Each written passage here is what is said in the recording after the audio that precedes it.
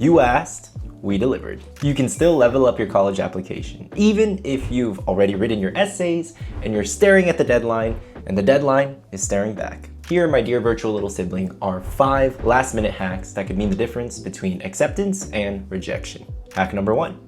The activities list glow up. Just 20 to 30 minutes of intense editing can improve your activities list by 2 to 3x. Most students treat this section like a to-do list, volunteered at a local food bank, participated in math club. But here's the secret. Your activities list, it's not about participation, it's about impact. You don't need to waste characters explaining what your org does. Admission officers already know what debate or key club is. Instead, show your role and what changed because of you. Swap participated in school newspaper, wrote 15+ articles about gender politics, grew online readership by 40% via SoMe campaigns, coached 2 writers to win 5 scholastic journalism prizes. Action verbs, numbers, tangible results. That's how you get people's attention, and that's what gets you in. Here's another tip I have for you guys. When it comes to those precious activities list descriptions, they're just 150 characters, don't clutter it with awards. It's pretty awesome if you help someone else win an award. That shows leadership and service, but for your own accolades, you can just scoot them down to the additional info section. That way, when the admission officer scrolls, they get to your additional info section, boom, they're suddenly hit with 5, 10 additional awards, and they're like, whoa, holy cannoli, wasn't expecting that. Oh, and for your lower ranked activities like 7, 8, 9, 10,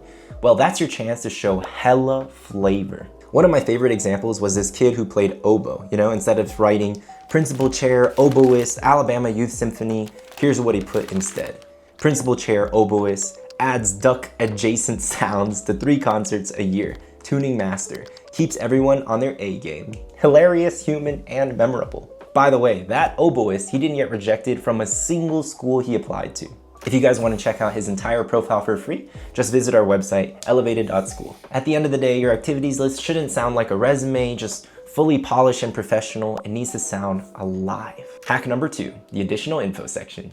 The most underrated section of the Common App, and yet, most students just leave it completely blank. This is your bonus round, your secret 350-word sandbox to explain, elaborate, and maybe just brag a little bit more. You can use it to explain a dip in grades or a gap in activities. Context is everything. Add even more projects, jobs, hobbies that didn't fit in your top 10. Taking care of siblings, running a side hustle, helping your parents with translating important documents, that sort of thing. You don't have to write an essay. In fact, short bullet points typically work best. Translated for parents and grandparents at legal and medical appointments, specifically through dad's back surgery and while our family business was facing lawsuits. Total of 200+ hours since 8th grade. It's kind of funny, but a lot of kids don't know that family responsibilities count as legit activities. Truth be told, colleges are very, very interested in how you take care of others. Just last month, I attended one of the biggest college admissions conferences in the world and spoke to a bunch of admission officers. They kept reiterating that, look, we're interested in who you are as a person, not just who you are as a student.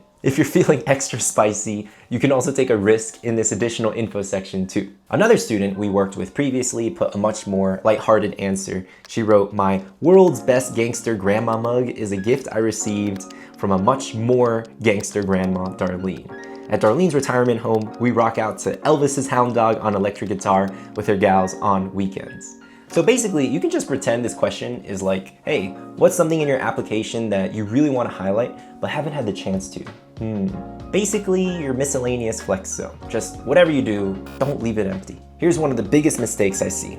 Number 3. This is less of a hack and more of a mistake that I see every year so often. Oh my gosh, students basically, they just copy paste their supplemental essays and swap the school name. Sprinkle in a few proper nouns, professors, courses, whatever, and then they call it a day. Except sometimes they forget to change the name. Trust me, you don't want to make the mistake of sending an essay that starts with, "Hey, ever since I was little, I've always wanted to attend Stanford," and then you send it to Harvard. Beyond that, the real issue is nuance. Each of these supplemental essay prompts have a slightly different goal, like a slightly different objective.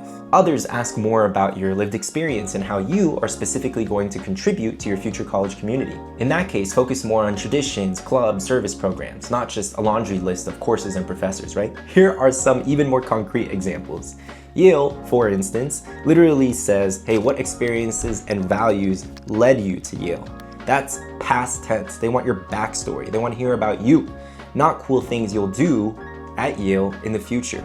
Columbia, on the other hand, is just completely different. On their website, they say, we want Columbia-specific knowledge. That means name drop like crazy. Mention organizations, professors, clubs, campus traditions. The core curriculum, Columbia's unique positioning with their urban campus. If you learn anything today from this video, it's to nail the prompt. This next hack is particularly key in a world of AI. Let's talk about voice. I have read hundreds, if not thousands of essays, and so many of them sound like a robot in a blazer wrote them. No personality, no rhythm, just a bunch of big words and polite transitions. Before you hit that submit button, make sure that your essays are written in a way that only you could pull off. Use rhythm, fragments, exclamation points, questions. Yes, use questions too. And humor. Humor never hurts, although just make sure to show your work to someone else to make sure the jokes are landing. When it comes to those super short supplementals, you can even use short one-word sentences for emphasis, for punch. Ultimately, every one of these stories has been told. The research internship, the volunteering service trip, the family responsibility essay, the coming out story, the coming of age tale.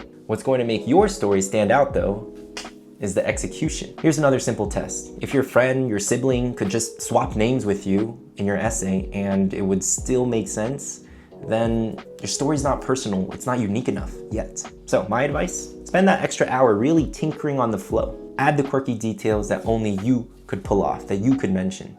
That's where the magic happens. Hack or tip number 5. Let's talk about when to actually submit. Just to be safe, my professional recommendation is to submit your application 2 to 3 days before the deadline.